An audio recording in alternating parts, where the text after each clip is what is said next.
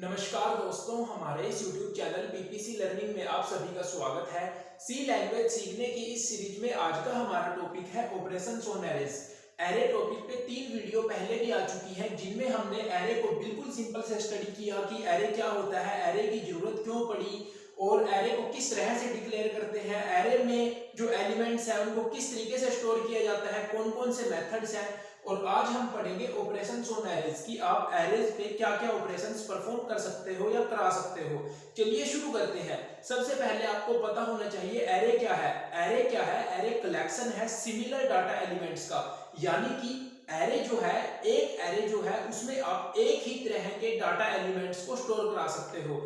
तो देखते हैं कौन कौन से ऑपरेशंस हैं जो एरे पे परफॉर्म किए जा सकते हैं। वो ये है traversing an array, inserting an element in an array, deleting an element from an array, merging two arrays, searching an element in an array, sorting an array।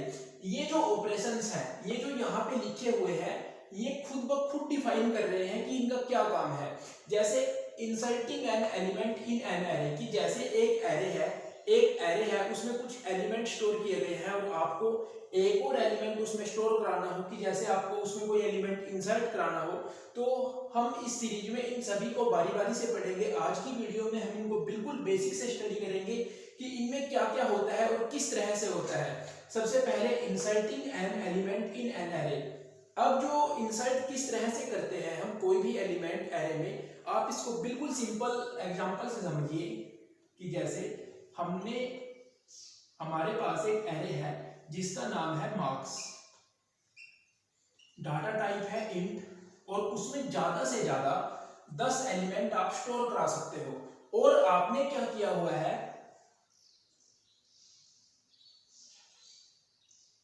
1 2 3 4 5 6, आप मान लीजिए ये आपको पता है कि जो एरे का इंडेक्स है वो 0 से स्टार्ट होता है।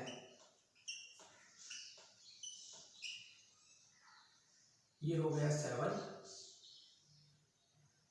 ये हो गया 8। अब आप इसको बिल्कुल सिंपली मान लीजिए कि जैसे आपने एक जो एरे है वो जब आपने डिक्लेयर किया है तो आपने बताया है कि उसमें ज्यादा से ज्यादा 10 एलिमेंट आप स्टोर करा सकते हो, लेकिन आपने अभी तक उसमें सिर्फ 8 ही एलिमेंट्स को स्टोर कराया है।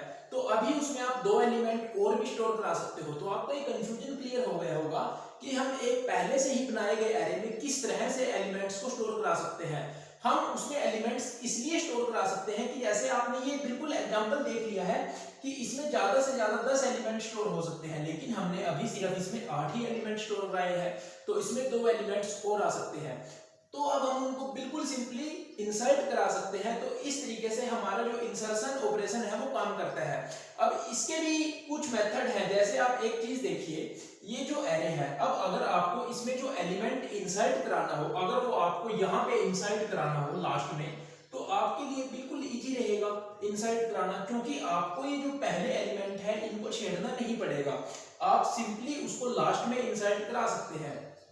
कि जैसे 8 इसमें पहले से ही स्टोर थे। अब आप इसको एक बिल्कुल सिंपल एग्जांपल से समझ लीजिए कि जैसे एक क्लास में हम 10 बच्चों को एडमिशन दे सकते हैं। एक कोई कोर्स है उसमें सिर्फ 10 ही सीट्स हैं, लेकिन उसमें अब तक सिर्फ 8 ही एडमिशन हुए हैं और उन 8 बच्चों का एक टेस्ट लिया गया, तो उनके जितने मार्क्स आए आपको वो स्टोर कराने हैं। लेकिन अब क्या होता है, एक और बच्चा एडमिशन ले लेता है और वो भी उस टेस्ट को दे देता है, यानी 9th जो स्टूडेंट है वो भी एडमिशन ले लेता है और उस टेस्ट को परफॉर्म करता है। तो अब उसके जितने मार्क्स आए वो भी हमें स्टोर कराने हैं, तो हम उसको लास्ट में स्टोर करा सकते हैं। यानी कि यहाँ पे कोई ऐसा नहीं है अभी तक कि हमको सीरियल वाइज या नेम वाइज स्टोर कराने हैं। मैं यहाँ पे बिल्कुल सिंपल बोल रहा हूँ कि अगर हम लास्ट में स्टोर कराएं तो बिल्कुल सिंपली हम उसको इंसर्ट करा सकते हैं। लेकिन अगर हमें दिया गया है कि जो हम एडमिशन कर रहे हैं, यानी जो किसी ब्रांच में एडमिशन हो रहे हैं जहाँ पे 10 सीटें हैं, तो जब आप उनको रोल नंबर देंगे बच्चों को, तो जैसे आमतौर पे होता है, क्या होता है कि सीक्वेंस वाइज रोल नंबर दिए जाते हैं। तो जैसे अगर पहले बच्चे का नाम ए से स्टार्ट है, दूसरे का बी से स्टार्ट है, तो हम अगर उनको सीक्वेंस वाइज एडमिशन दें, तो अब जैसे कोई नया बच्चा जो आया उसका नाम अगर एल से स्टार्ट था, तो बीच में कहीं उसका जो नाम है एरे के कहीं बीच में आएगा, यानी हम उसको इन जो एलिमेंट्स के बीच में स्टोर करेंगे। तो क्या होगा, जो ये बाकी के एलिमेंट्स हैं इनको हमें पहले इस साइड करना पड़ेगा, यानी उसके लिए बीच में स्पेस बनाना पड़ेगा। तो ये थोड़ा डिफिकल्ट हो जाता है, क्योंकि हमें क्या करना पड़ता है, पहले उसके लिए बीच में स्पेस बनाना पड़ता है। और स्पेस बनाने के लिए हम क्या करेंगे, ये जो एलिमेंट्स, जैसे हमें यहाँ पे उसको 4th पोजीशन पे स्टोर कराना है, तो हम क्या करेंगे, ये जो यहाँ पे 5 से लेके 9 तक है, हम इनको एक एक स्पेस राइट की तरफ ले जाएंगे, फिर हम उसके लिए यहाँ पे स्पेस बना पाएंगे और उसको स्टोर करा सकते हैं। तो आप देख लीजिए, अगर आपको लास्ट में स्टोर कराना है तो बिल्कुल सिंपल है, आप क्या करेंगे, सिंपली साइज आपके पास पहले से ही अवेलेबल है, तो आप इंडेक्स को बढ़ा देंगे और उस एलिमेंट को स्टोर कर देंगे। लेकिन अगर आपको बीच में स्टोर कराना है तो सबसे पहले आपको जगह बनानी पड़ेगी। तो इंसर्शन में ये 2 तरीके हैं। अब डिलीटिंग भी इसी तरह से काम करता है कि जैसे ये एरे है, अब इसमें 9 बच्चे हैं कोर्स में, लेकिन एक ने कॉलेज को छोड़ दिया या स्कूल को छोड़ दिया, कोर्स को छोड़ दिया, या 2 ने छोड़ दिया, तो आप बिल्कुल सिंपली लास्ट में से उनको डिलीट कर दीजिए। लेकिन अब अगर ये जो 4th है ये कोर्स को छोड़ जाए, तो फिर आप क्या करेंगे, आपको ये जो है, ये जो स्पेस यहाँ पे बीच में है, इसको फिल करना होगा। तो आप इसको फिल करने के लिए ये जो 5th 6th 7th है, इनको लेफ्ट की तरफ लेके आएंगे ताकि ये स्पेस कवर हो जाए। तो इसमें इस तरह से काम होता है। मर्जिंग टू एरे, ये भी बिल्कुल सिंपल है, इसके नाम से ही क्लियर हो रहा है कि आपके पास 2 एरे हैं और आपको उनको एक सिंगल एरे में स्टोर कराना है। तो आप कैसे करेंगे, आप इसको समझिए बिल्कुल सिंपली।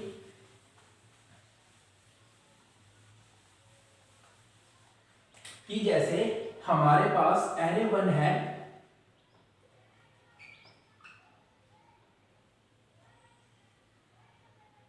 जिसमें 4 एलिमेंट हैं, 1, 10, 11 एंड 9, 0, 1, 2, 3। और एरे 2 हमारे पास है जिसमें 5 एलिमेंट हैं।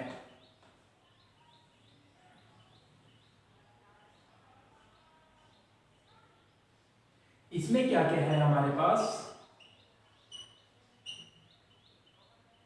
20, 25, 22, 27 और 29। आप ये मान लीजिए अब आपको इन 2 एरे को एक सिंगल एरे में स्टोर कराना है। तो आप ध्यान से देखिए, ये सॉर्टेड नहीं है, यानी ना तो ये असेंडिंग ऑर्डर में है, ना डिसेंडिंग ऑर्डर में है, ना इंक्रीजिंग ऑर्डर में है, ना डिक्रीजिंग ऑर्डर में है। हम बोल सकते हैं कि ये सॉर्टेड नहीं है, क्योंकि 20 के बाद 25 है, ये यानी 25 20 से बड़ा हो गया, फिर 22 आ गया, तो ये किसी ऑर्डर में नहीं है, ये अनसॉर्टेड ऑर्डर में है।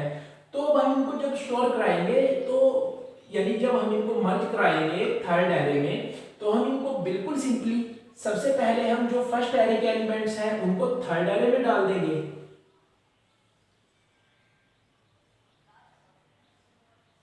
क्या क्या है वो, 1, 10, 11 एंड 9। फिर ये जो सेकंड एरे के एलिमेंट्स हैं, अब हम इनको भी इस एरे में डाल देंगे, 20, 25, 22, 27 एंड 29। तो इस तरीके से हम 2 एरे को एक एरे में स्टोर करा सकते हैं। सबसे पहले आप जो फर्स्ट एरे के एलिमेंट्स हैं उनको डाल दीजिए, फिर जो सेकंड एरे के एलिमेंट्स हैं उनको डाल दीजिए। लेकिन अब यहाँ पे एक प्रॉब्लम है, अगर ये जो एरे 1 है और एरे 2 है, अगर ये सॉर्टेड ऑर्डर में हो, यानी कि अगर जैसे आप मान लीजिए ये असेंडिंग ऑर्डर में है, एक ऑर्डर में है, ये एक सॉर्टेड ऑर्डर में है, तो जो आप 3rd एरे में इनको डालोगे तो आपको वो भी सॉर्टेड ऑर्डर में डालना पड़ेगा। जैसे कि आप इसको कुछ इस तरह से समझ सकते हैं कि जैसे जो एरे 1 है,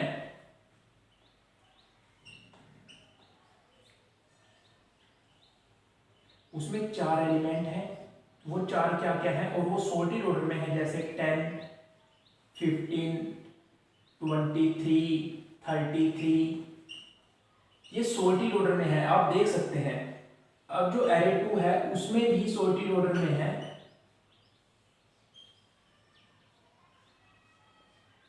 इसमें आप मान लीजिए 11, 13,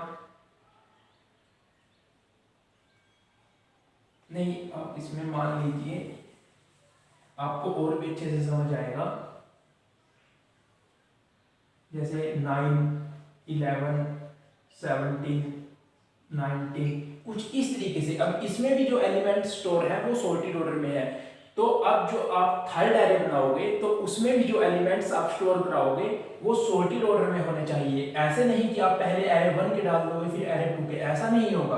अब आप जो थर्ड एरे में इनको मर्ज करोगे, स्टोर कराओगे, तो वो सॉर्टेड ऑर्डर में होने चाहिए। यानी कि आप एरे 1 के फर्स्ट एलिमेंट को एरे 2 के फर्स्ट एलिमेंट के साथ कंपेयर करोगे और इनमें से जो छोटा है वो क्या है, वो है 9। तो आप सबसे पहले 9 को डालोगे। अब फिर आप क्या करोगे, आपने ये 9 डाल दिया, अब आप इस 10 को इस 11 के साथ कंपेयर कराओगे, यानी कि ये कंपेयर होते जाएंगे, इनमें से जो छोटा होगा वो पहले आएगा। अब जैसे 10 आ गया, अब में इसी तरह से काम होगा। अब जैसे आपने यहाँ पे 10 डाल दिया, फिर आप देखिए इनमें से छोटा कौन सा है दोनों एरे में से, फिर है 11, फिर आप देख सकते हैं 15, फिर 17। अब आप देखिए 17 के बाद क्या आएगा 19, 19 के बाद क्या आएगा 23, फिर आएगा 33। तो इस तरीके से हम दो एरे को मर्ज कर सकते हैं। हमने दोनों मेथड देखे कि अगर अनसॉर्टेड हो यानी एरे सॉर्ट नहीं हो, एरे 1 और एरे 2 के जो एलिमेंट्स हैं वो सॉर्ट नहीं हो, तो आप क्या करेंगे, आप सबसे पहले एरे 1 के एलिमेंट्स को एरे 3 में डाल देंगे, फिर आप एरे 2 के एलिमेंट्स को डाल देंगे। लेकिन अगर वो सॉर्टेड है तो आपको वो सॉर्टेड वे में ही एरे 3 में डालने पड़ेंगे, जो हम देख चुके हैं। अब है searching an element in an array, कि आपको कोई एलिमेंट सर्च करना है। अब जैसे ये एरे है, आप इसको मान लीजिए इसमें 10, 15, 23, 33 ये 4 एलिमेंट स्टोर है।